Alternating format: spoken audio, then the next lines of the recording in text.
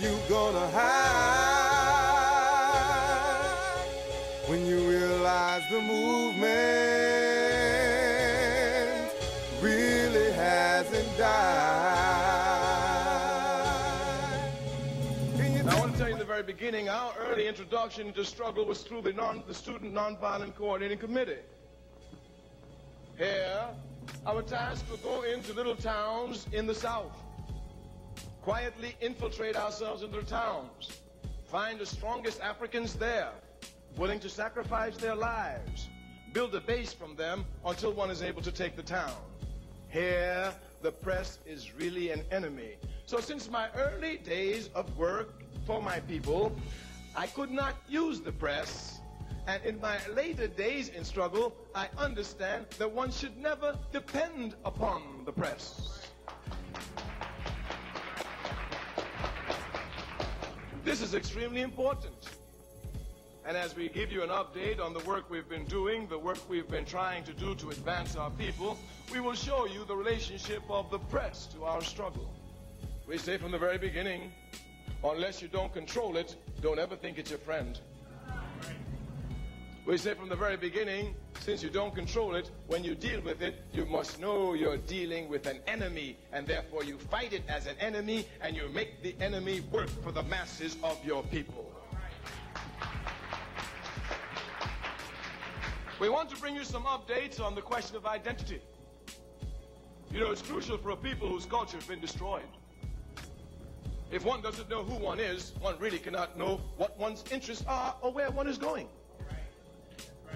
This fact can be properly understood if after you've entered the theater tonight, the slave, when the meeting is over, you forgot even where you live, you're in serious problems. You're in serious problems. Thus, always understanding where you come from, where you must go, and who you are crucial for all people, but especially for an oppressed people. Indeed, the first job of the oppressor is to wipe out the culture of the oppressed and have the oppressed believe that they have the same culture as the oppressor. His job is to have you think that you have the same history as the oppressor.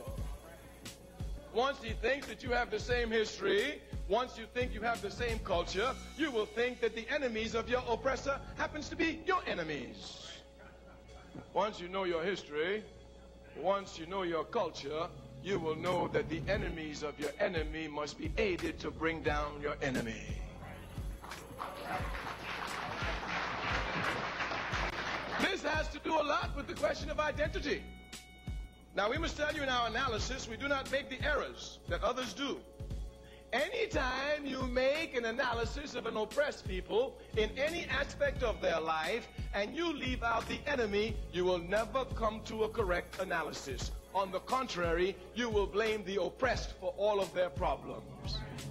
Therefore, we tell you from the very beginning, we've never taken the line of others that the biggest problem that we have is we ourselves. No, our biggest problem is our enemy, capitalism, and it must be destroyed.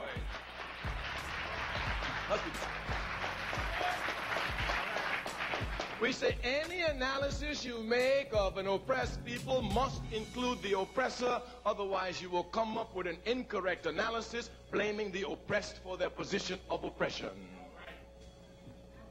Even if one were to talk about the drugs in our community, if you just talk about drugs and not talk about the enemy, you make no analysis at all.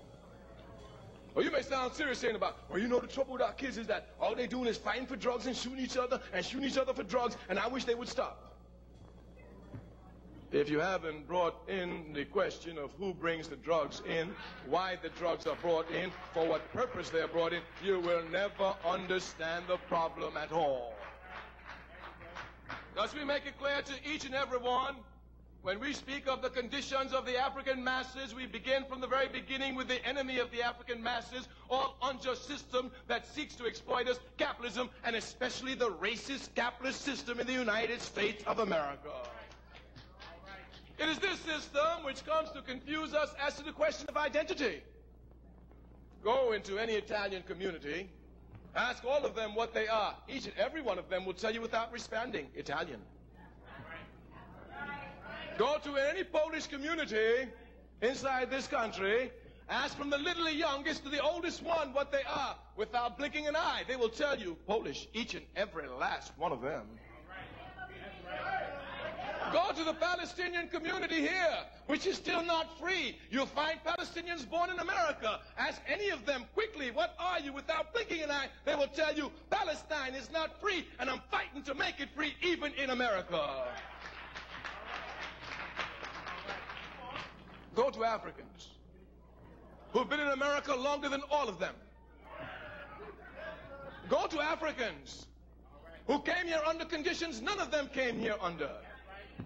All of them volunteered to came here, went to get visas to get here.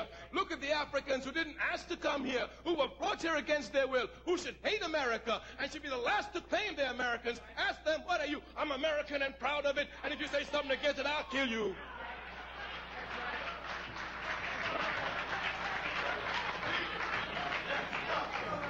They say the job of the enemy is to make you identify totally with the enemy. Even if we call ourselves Americans, they don't treat us like Americans. They don't treat us like Americans. We have built this country, and they shoot us down in the street like dogs, and somebody's still holding on to them about we Americans. There's nothing in America for us except exploitation. There's nothing in America for us except exploitation and oppression. Ask any of us, and if you have 1,000 of us in one room and ask each of us what we are, you get 1,000 different answers. Of course, you and the slave know what we speak of. We are forced with the same problem here. The problem is through political persuasion, through constant discussion, using nothing but the truth to let our people know exactly what they are. Afrikans. Nothing more, nothing less. Nothing more, nothing less. Of course, as we pointed out over and over again, this question of not wanting to be an African is based squarely in ignorance. The enemy keeps us ignorant, not haphazardly, but by calculated plans. Go and pick up any textbook that you had as a child. Go now and pick up the textbooks that your children have. The only time Africa is mentioned is that she gave slaves to America, and that the slaves who came from Africa to America should be very happy because the price of slavery and the oppressions of America is better than the barbaric life which we lived in Africa. Thank you very much, America. These are facts. You will read in all your textbooks about all the great things the Germans did. The contribution of the French to world humanity. The contribution of the British to world humanity. The contribution of the Italians to world humanity. But Africa, no contributions at all. We say in the very beginning, the struggle here begins with a fight against ignorance.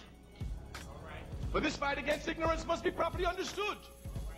Not only does the enemy make you ignorant, but then he makes you want to love ignorance and hate knowledge.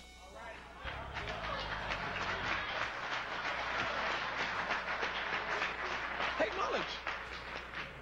Take any unconscious African. Hey brother, hey sister, what's happening African? I ain't no African. Well, I know you don't know nothing. I know you ain't no African, but would you like to read something about Africa? What's that going to do for me? And they think that when they respond to this, that they're really thinking. Taught by the enemy to react to stimuli, and in the act of reacting, they seriously think they are thinking. The task we have before our hands is a serious and difficult task. But we are revolutionaries. We do not run from difficulty, we run to difficulty. We are African revolutionaries. We understand that man and woman only advances through confrontation with obstacles in their path. And the bigger the obstacles are, the more you knock them down, the more confidence you have that you can knock down any obstacle, especially when it's relationship to the struggle of the masses of your people. Playing footsie with them devils, claiming MVP honors, but not even a rookie in the struggle. Got you looking through the rubble at the wake of it all, for faces of your oppressor, what they trace on the wall. In the hall's a true story, not the his story or whose glory, or what white supremacy could do.